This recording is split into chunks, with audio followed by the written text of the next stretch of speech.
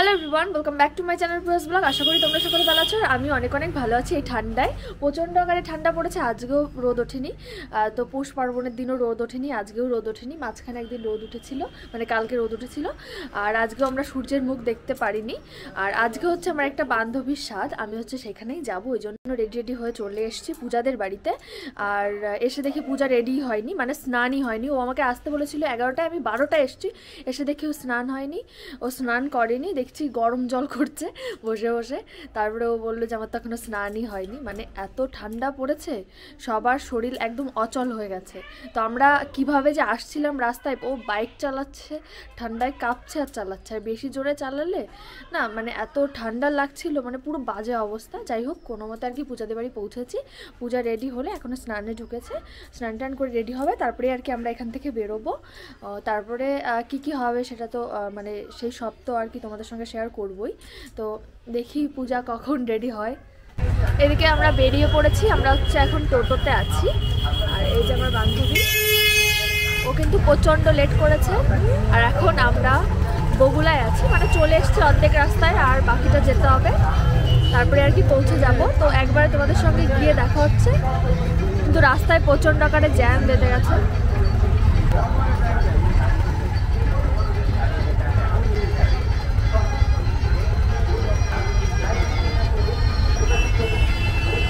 চলে এসছি, কিন্তু এখন আছি হচ্ছে পাশের একটা দিদি বাড়িতে, কারণ ওই দিদিটা হচ্ছে অনিন্দিতাকে সাজাচ্ছে। এই যে আমার সেই বান্ধবীটা খুবই ব্যস্ত, তাকাই দিকে একটু, খুব সুন্দর লাগছে।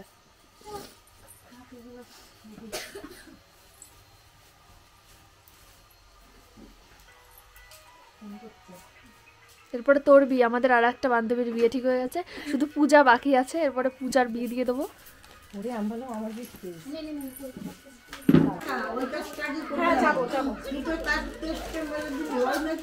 আমরা এখন ছাদে চলে এসেছি। খুব সুন্দরভাবে এদিকে ডেকোরেশন করেছে, বেলুন টেলুন দিয়ে। ঘরের ভেতরেও খুব সুন্দরভাবে ডেকোরেশন করেছে, সুন্দরভাবে সাজানো হচ্ছে খাবার থালায়।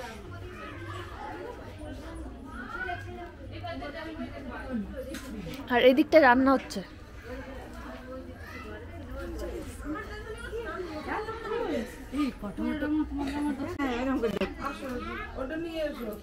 ঝুঁকি দিও না, ঝুঁকি দিও না। তুই হাতে করে দিয়েছিস, ব্যাস এবার এমনি তুই যেমন বসে। হ্যাঁ, যাবো। দেখি আমরা একটু চলে যাই।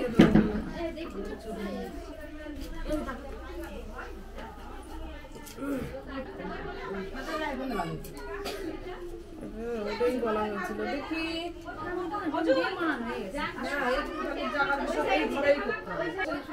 এখন আমি গিফট দেব, আমার ছোট্ট একটা গিফট।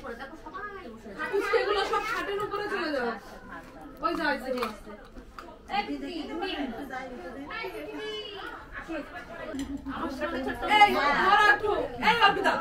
একটু ফটো তোলো। ভিডিও করতে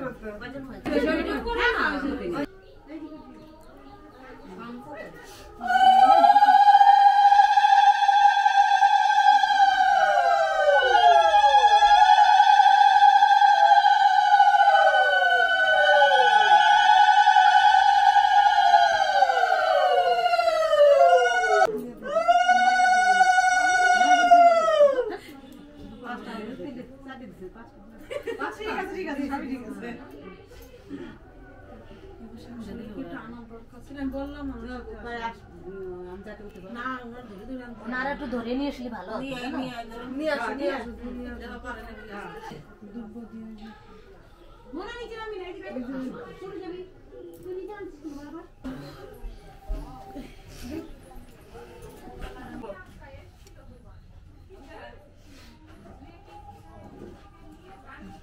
একবার দিতে হলে কি 3 বার দাও।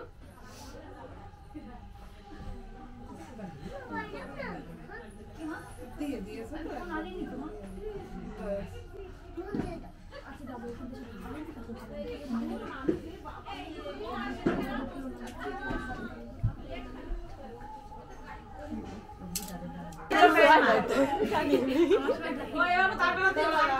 এবার দাঁড়াও, তোর কোনটা তোমরা তো অপমান করছো। পায়েসটা কি?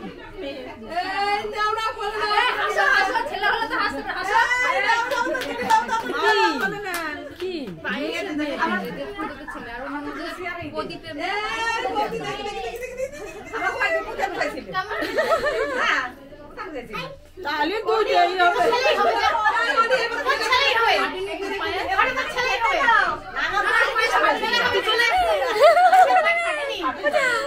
যাও তো না যাও বালা লেওয়ার পুর বেশি আছে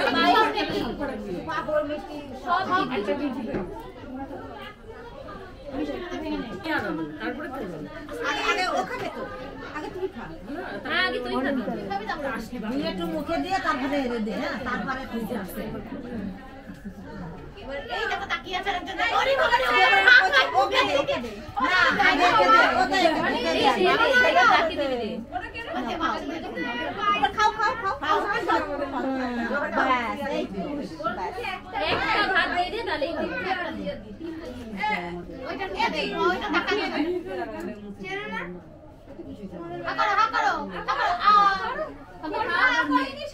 অনিন্দিতার খাওয়া হয়ে গেল, এবার আমরা আর কি খেতে বসবো, তারপর আর কি বাড়ির দিকে যাব। ভীষণই ঠান্ডা পড়েছে, ঠান্ডায় আর ভালো লাগছে না, তো বাড়ি গিয়ে শুয়ে পড়বো কম্বলের নিচে। তো চল দেখি দেখি দেখি আমরা একটু বসে পড়ি। বসবে এখানে কেউ? হ্যাঁ একটা সিট হবে এই যে পাশে চলে এসো, এটা ফাঁকা সেদিকে চলে আসো। ওই মেয়েটা তো আসছে, ওরা আবার নাচে যাবে, সেই জন্য কোথায় বসলাম, ভিতরে না? তুই ভিতরে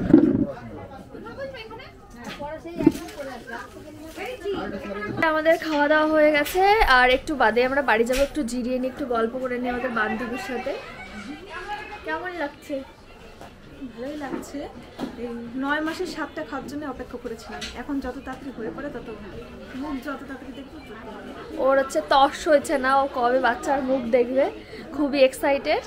আর একটা দুঃখের বিষয় হচ্ছে দাদা নেই, তো ওই জন্য একটু মন খারাপ হচ্ছে।